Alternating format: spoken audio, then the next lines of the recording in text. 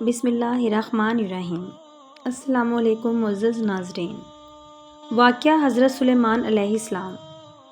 حضرت سلیمان علیہ السلام اللہ تعالیٰ کے برگزیدہ نبی اور حضرت داؤد کے فرزند ہیں۔ والد کے انتقال کے بعد کم عمری میں ہی تخت نشین ہو گئے۔ اللہ تعالیٰ نے حضرت سلیمان کو بہت سے معجزے عطا فرمائے، جن میں سے چند یہ ہیں۔ ایسی عظیم بادشاہت جو ان سے پہلے کسی کو نصیب نہ ہوئی اور نہ ان کے بعد کسی کو میسر ہے۔ انسانوں کے علاوہ جن شیاطین کو بھی ان کا تابع کر دیا۔ ہر طرح کے جانوروں کو نہ صرف آپ کا تابع دار کیا بلکہ ان کی بولیاں سمجھنے اور بولنے کی صلاحیت بھی عطا فرمائی۔ آپ کو مسخر کر دیا کہ آپ ایک ماہ کے مسافت صبح شام میں طے کر لیا کرتے تھے۔ ان کے لیے پگھلے ہوئے تانبے کا چشمہ جاری کر دیا۔ حضرت سلیمان کو اللہ تعالیٰ نے علم و حکمت، فہم و فراست، قناعت و ذبانت اور بے پناہ قوت فیصلہ سے نوازا تھا۔ ایک مرتبہ حضرت داؤد کے دربار میں دو افراد اپنا فیصلہ لے کر آئے۔ ان میں ایک بکری والا اور دوسرے کے ساتھ کسان۔ کسان نے دعویٰ کیا کہ اس کی بکریوں نے کھیت میں گھس کر سارا کھیت تباہ کر ڈالا۔ حضرت داؤد نے فیصلہ کیا کہ کھیتی کا نقصان بکریوں کے ریوڑ کے برابر ہے، لہٰذا بکریوں پورا ریوڑ بطور تاوان مدعی کو دے دیا جائے۔ فریقین اندر سے باہر نکلے تو دروازے پر نوعمر حضرت سلیمان سے ملاقات ہوئی۔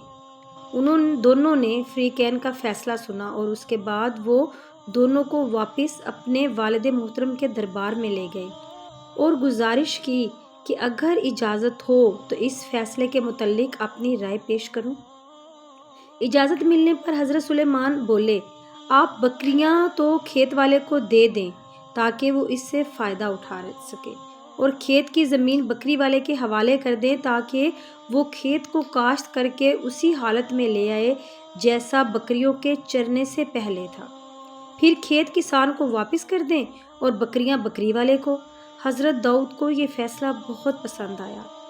حضرت سلیمان نے دعا مانگی، اے میرے پروردگار، میری مغفرت فرما اور مجھے ایسی بادشاہت عطا کر جو میرے بعد کسی کو میسر نہ ہو، بے شک تو بڑا عطا کرنے والا ہے۔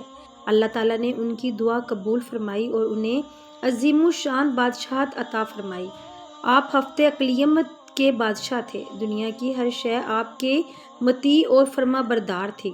ہوا کو حکم دیتے تو وہ مہینوں کا سفر گھنٹوں میں طے کر دیتی۔ سرکش جنات ہر وقت ہاتھ باندھے احکامات کی بجا آوری کے لیے تیار رہتے اور شیاطین زنجیروں میں جکڑے رہتے۔ ارشاد باری تعالیٰ ہے کہ ہم نے سلیمان کے لیے ہوا کو مسخر کر دیا کہ صبح کی منزل مہینے بھر میں کی ہوتی تھی اور شام کی بھی۔ حضرت سلیمان بما سلطنت اور لشکر کے تخت پر بیٹھ جاتے اور جدھر آپ کا حکم ہوتا ہوائیں اسے اتنی رفتار سے لے کر جاتی کہ مہینوں کی مسافت دنوں میں طے ہو جاتی۔ تخت سلیمانی پر 6 لاکھ سے زیادہ کرسیاں رکھی جاتی تھی، جن پر حضرت سلیمان کے ساتھ اہل ایمان انسان اور ان کے پیچھے اہل ایمان جنات بیٹھتے تھے۔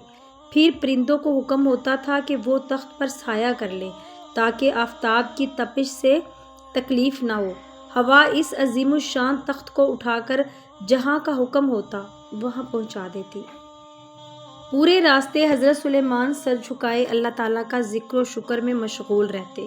اللہ تعالیٰ نے جنات اور شیاطین کو بھی حضرت سلیمان کا فرما بردار بنا دیا تھا، جو نوکروں کی طرح آپ کا ہر حکم بجا لاتے۔ وہ آپ کے لیے سمندر کی تہہ سے قیمتی موتی، ہیرے جواہرات نکال لاتے۔ حضرت سلیمان کو بڑی اور خوبصورت عمارتیں بنانے کا بہت شوق تھا، چنانچہ وہ آپ کے لیے بہت شاندار عمارتیں بناتے، لیکن اگر ان میں سے کوئی سرکشی کرتا تو حضرت سلیمان اسے سزا دیتے اور زنجیروں میں جکڑ دیتے۔ جنات 2 طرح کے تھے، ایک تو اہل ایمان جنات تھے جو اپنے نبی کا ہر حکم مذہبی فریضہ سمجھ کر مکمل کرتے، لیکن جو جن کافر تھے انہیں شیاطین کہا گیا۔ وہ اپنے کفر اور سرکشی کے باوجود حضرت سلیمان کے تابع فرمان تو رہتے، لیکن ان سے نقصان کا بھی اندیشہ تھا۔ اسی لیے اللہ تعالیٰ نے حضرت سلیمان کی حفاظت کے لیے ایک فرشتہ مقرر فرمایا جس کے ہاتھ میں آگ کا ڈنڈا ہوتا، جو جن حضرت سلیمان کے حکم سے سرتابی کرتا، فرشتہ اس سے وہ ڈنڈا مارتا اور وہ آگ میں جل کر بھسم ہو جاتا۔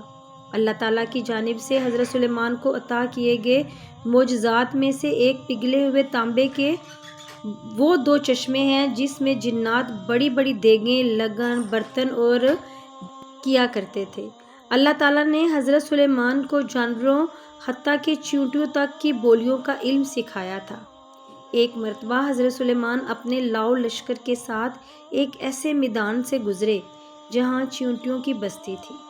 چیونٹیوں کی ملکہ نے جب لشکر کو دیکھا تو کہا، اے چیونٹیوں، اپنے گھروں میں گھس جاؤ، کہیں ایسا نہ ہو کہ حضرت سلیمان کا لشکر تمہیں اپنے پیروں میں روند ڈالے اور انہیں روندنے کی خبر بھی نہ ہو۔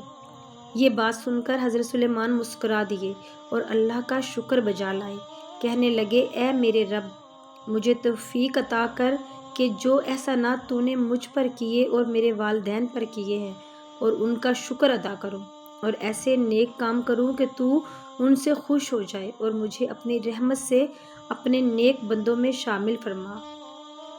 امید کرتی ہوں آپ کو یہ ویڈیو پسند آئی ہوگی۔ آپ سے درخواست ہے کہ اگر آپ نے ابھی تک چینل کو سبسکرائب نہیں کیا تو چینل کو سبسکرائب کیجیے گا۔ اللہ حافظ، فی امان اللہ۔